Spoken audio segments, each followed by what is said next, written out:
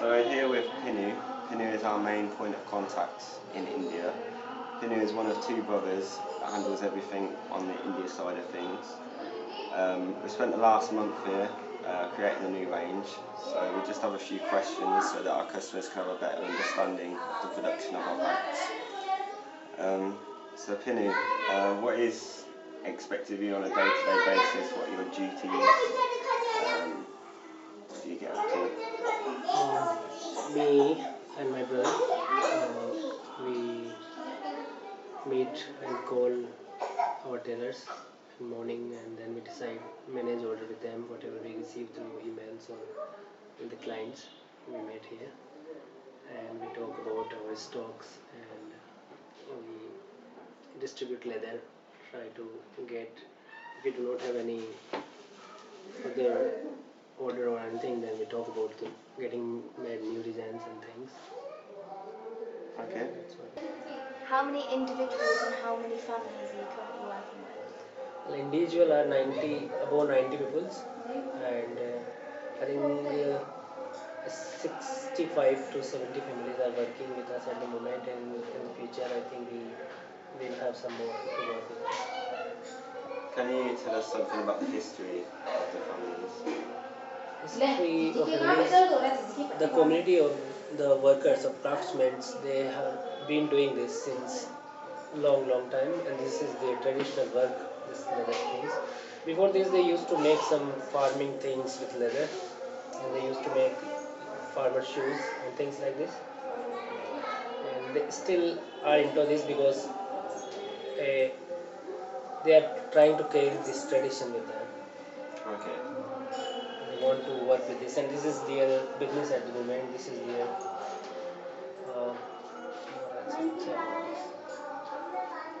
like a hobby. Yeah. Okay. And you're saying about many of them having lost their jobs. Yeah, because of Chinese market came into here in 1990. So most of the people who used to work with this leather shoes, working things, and tools of farming, that was their job because the Chinese market provided them in India much more cheaper. Okay. Those things used to be handmade things, what they were making, and Chinese produced things were machine made, and they were very cheap compared to their prices, so they lost their jobs. Penny, how do you ensure your staff are treated fairly? Free time working, they can do whatever they want to, and when they feel like to work, they can make their bags. As much as they can make, they want to make, they can make this. There is no force, no pushing hard. And they're getting paid on each bags, whatever they are making. They are not working on hours or day basis or month basis. They are working on individual bags. So how do you calculate what they're paid per bag? How do I calculate this? Yeah. Well, because of we need to figure out the things we are selling. It shouldn't be too high prices. So we get to see how much leather we are spending, how much time a person is spending in making a bag. So according to his time, if he works 8 hours per day, and if he's making like 4 bags, then we must pay like 150 rupees per bag. And if he's making 2 bags, then we have to pay like 300 to 400 rupees per day. So he can make like a good margin of money. Okay. So where do your tailors work? In their own home. Do you supply the machinery, or do they have to buy it themselves? Well, if someone already has this, then I don't need to supply this. But if a new person want to come and work with us, and he doesn't have his tools or machines, then I provide them all. Okay. We'll start talking about our carnival collection made from recycled leather. Can you tell me about Chotu's involvement with the production? Chotu is mainly master tailor of our whole community, who cuts new designs, patterns, and he teach youngster to be master like him. So this is his main work, and he look after also buying recycled leather and contacting factories because he's very good in that. He does distribute leather as well when we get leather from the big factories. So he has a big role in this community, and that's it. Okay. Mm. Can you tell me about how you source those materials?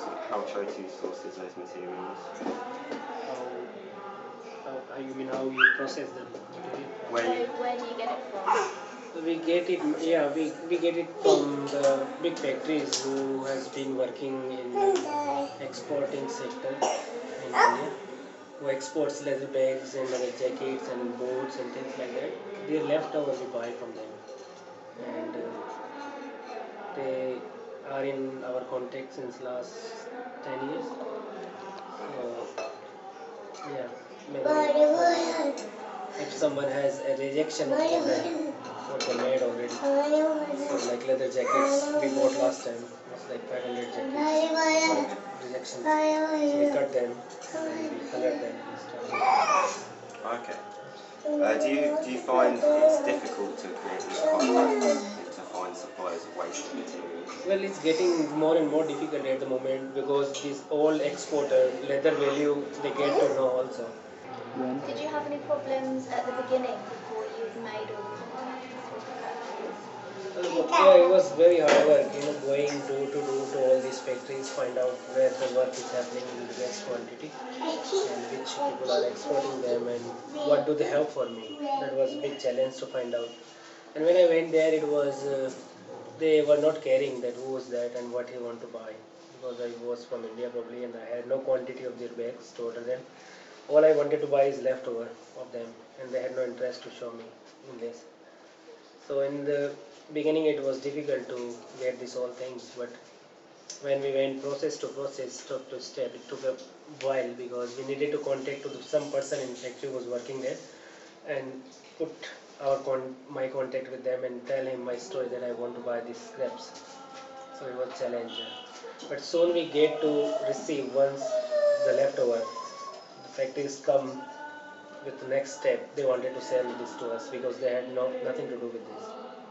They wanted to get rid out of this the dead stock and things like that. Okay. So it's been quite okay in the end. Okay. So we'll start talking about our forest collection, which is the natural leather. There's two master tailors, Babu and Raju. Yeah. Can you tell me about their involvement in Well, चिल्ला मत इधर उधर जा. It's okay, carry on. Still on, yeah. Yeah. Babu and Raju are in university and they still studying actually. But they showed their interest last 2 years ago to me and they said they wanted to learn also something. They want to work with us. And because of these young guys, I also wanted to work with them. I wanted them to work with us. So those two tailors being trained by Chotu. And at the moment they are looking after a small community where we have like 20 families almost which is working with us. So they are distributing them the leather and they are cutting pattern for them and they are collecting the bags from them and sending it to me. Okay. So for the forest collection, can you tell me about the treatment of the leather? Well, we buy this from market and we put it in sun for a while. It's like to one skin we give like half an hour for sun. So it's dried up properly and then we oil it with sunflower oil. So it gets softer and little bit tan and it's easy to stretch with. It can fold up with machine. Okay. And what happens to any scraps or leftovers that you have after producing the bags? You mean all leather, yeah? All type of leather. Yeah. Well, we collect this all because in some part of bags and we make some small items as well out of it.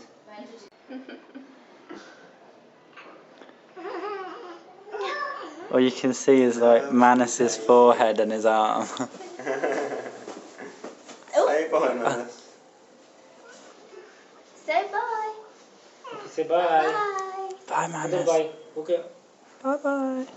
Bye. Did you film it? Did you? Cool. Is there anything You you just want to hit say? yourself in the face.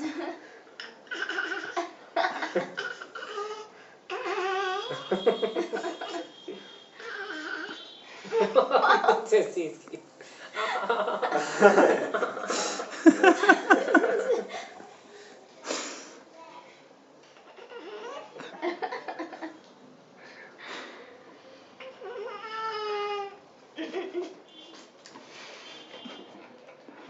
Do you want me to keep I have filming? no idea.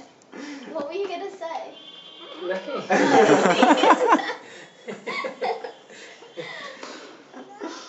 High five.